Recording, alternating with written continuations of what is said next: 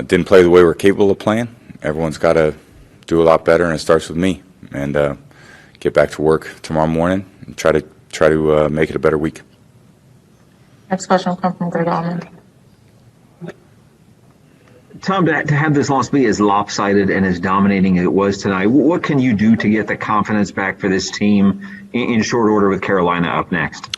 Well, I think it's about playing better and execution, and we all have to do our job a lot better. So when you play good teams, there's little margin of error. They've been a great team for a long time.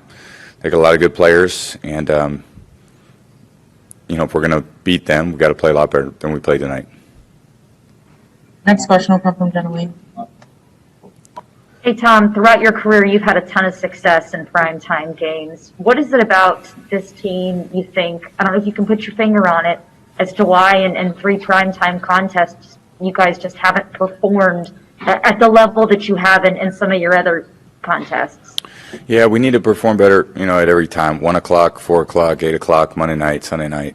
It doesn't matter, they're going to schedule a game and we're going to go out there and play. I don't think it's anything magical that's happening. As players, we got to prepare harder. We got to execute better. There's no excuses for what it is. It's a poor performance by a team that's got a lot ahead of it. So hopefully we can learn from it. Come back to work this week with a lot more urgency, execute a lot better, and try to go out and beat a good football team. Next we'll go to John Arano. Tom, you've been on a lot of great teams in the past. Do great teams ever have performances this poor?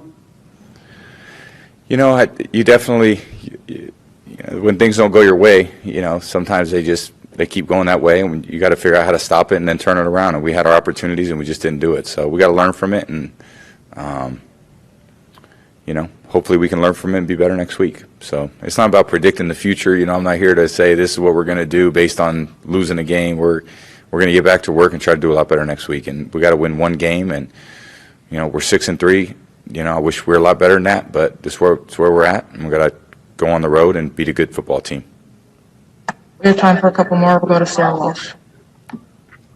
I know Bruce has talked about several times wanting a faster start, and obviously that didn't happen again tonight. Is there anything you can pinpoint to why it seemed difficult to get these sort of jumps that you guys want to get to kickstart these games? Just got to execute better. We got to figure it out. Those are all good questions. I wish I had the precise answer for you because we'd be doing it. And there's no magic play. There's no magic anything. You just have to go out and do your job much higher at a much higher level. Last question will come from Greg Allman. Sorry, Tom, was there anything you saw in practice this week that would suggest this is the kind of game you might have? Did it seem like a normal week in getting ready for this? We didn't play well in any phase of the game, and we got to start better on offense and help our defense out. That's how I see it. So, all right, appreciate it, guys. Thank you. Can you hear me? Sure. Okay, we'll get started. First question will come from Rick Stroud. Bruce, with everything that was at stake in this game, just how surprising, shocking was it for you guys to play that way? It was shocking to just watch us practice the way we practiced all week, the confidence we had coming in. We have to go back and look in the mirror, coaches, players, everybody, just from yesterday to today, and another where we go 3 and out and then give up a touchdown.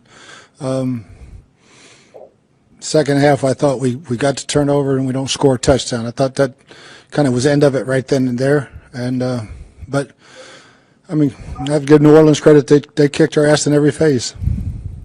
Brady has had 5 interceptions out of his 7 against the Saints. Is there anything they do in particular? Is it the pressure they're putting on? And the pressure helps, but when you're down 28, you're not running the ball. The pressure's coming, and there's still no excuse for interceptions. But he was getting hit, and there were. It's definitely not on him. Next question will come from Jenna Lee.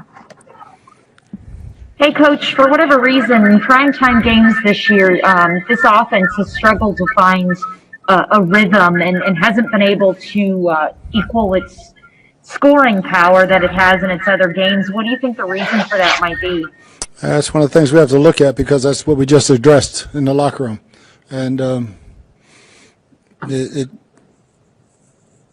we have stunk in those games. Now, we won one of them, but should have won the other one, but we didn't. And this one, we just basically handed it to them. What was the mood and the attitude like in the locker room when you addressed your team? Oh, everybody's pissed off, but too late now. We got to get ready for Carolina. Next question will come from Greg Allman. Bruce, there's such a slim margin for error right now, going from a division lead to being on the brink of not making the playoffs. How important is it that this not carry over to next week? They can't carry over to Wednesday. I mean, it has to be gone by Monday and hit the practice field ready for Carolina. Thanks, Bruce. Mm-hmm. Next question will come from John Romano. Bruce, obviously New Orleans is a good team, but is it concerning to you that your worst games of the season have been against good teams, that you've sort of fattened the record up against some lesser opponents? Yeah, I think that's how you're usually judged. You know, we were pretty good against Green Bay and we're really poor against New Orleans. Next question will come from Scott Reynolds.